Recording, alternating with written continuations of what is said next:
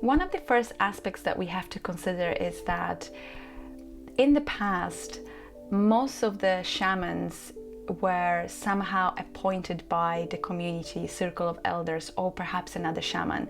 A lot of the times they either had a link in their families and it's a lineage of shamans, or they were spotted by the community or elders that they had a potential of becoming shaman.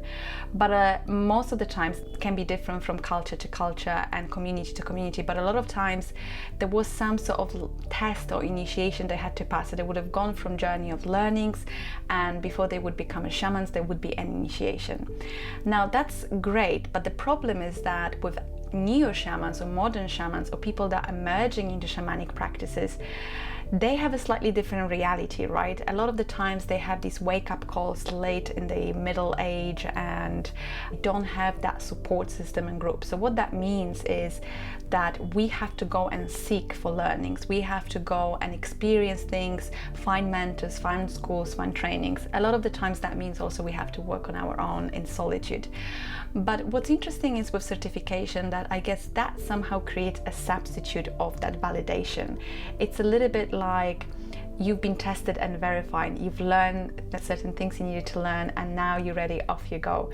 So it's a kind of lovely, I guess, principle that you also have some sort of gateway before you can formally practice shamanism or healing. But I have a couple of concerns with that, and that will be the next point.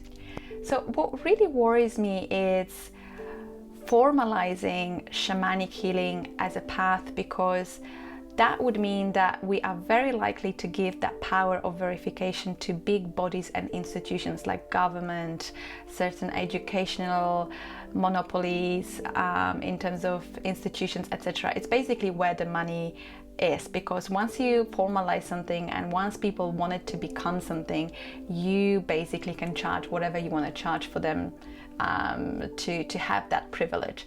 And that creates a huge risk, because that means you as a shaman would be told how to practice, what you can do, and how long you need to train for, how much you have to pay, etc., etc. All different problems with that. What I do think is that it's probably a slightly more valuable idea of having this less centralized and having this driven by traditions, by culture, by the wisdom of elders, by the wisdom of the land. And I think that it's very hard to formalize and to certify it, because depending on where you're practicing your healing, you may be working with different spirits, you may be working with different energies, with different land.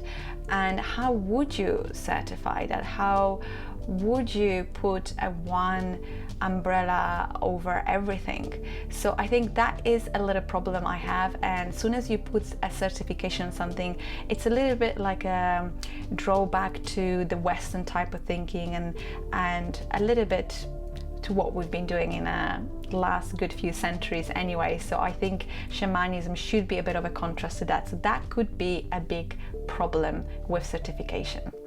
The nice thing about receiving a piece of paper is that you actually have a proof that you've trained with someone or you've been part of certain school or teaching, especially if you want to be associated with a certain teacher. I think that's lovely that you can tell people that you've been taught by the best. And sometimes a diploma or certificate is a really great way of creating that trust with people you work for. Having said that, no matter who you train with and who you're taught by or the school you attended to, the biggest testimony to your healing work should be the results that you're providing for a community, for people, for animals, and the validation you get from your spirit world, the alliance from spirit world. That is the true validation, because you might be learning from the best, but if the spirits are not on your side, if you're really not doing what you're supposed to do, if you're not serving the earth and people and its being and living things, no matter who you've gone to and what training you've completed, whether that's 8 weeks or 8 years, that's, I think, secondary. And the biggest testimony to you, it's essentially the work that you do. So overall, I think that it is an interesting debate. There are some benefits of certification, but at the end of the day, we've got to do and deliver the work. A lot of the times when you get certification or diploma from certain training courses or teachers, you think you're getting trained in shamanism or certain practice, but a lot of the times that is just put as a marketing wrapper, because I've seen it myself where you attend a course and they tell you you'll be learning how to become a shaman, but in fact you're learning a lot of other techniques, but it's very far from the essence of being shaman. And it's not a bad thing that you're learning other healing things and healing practices, but let's kind of like bring that clear as well, that there is a huge difference between a shaman, a healer, or perhaps another type of person that does similar type of work. There are still differences there.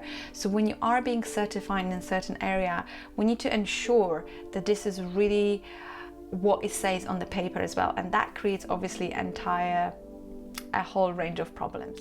So I think that's probably all I have to say right now for that, but I would love to hear what you think and whether you managed to certify yourself somewhere. What was your experience? Do you think you needed that? Do you think we should be receiving more of a formal accreditation before we go and practice? So would love to hear your opinion, but for now, lots of love, kisses, and take care. Stay healthy, stay joyful, stay present.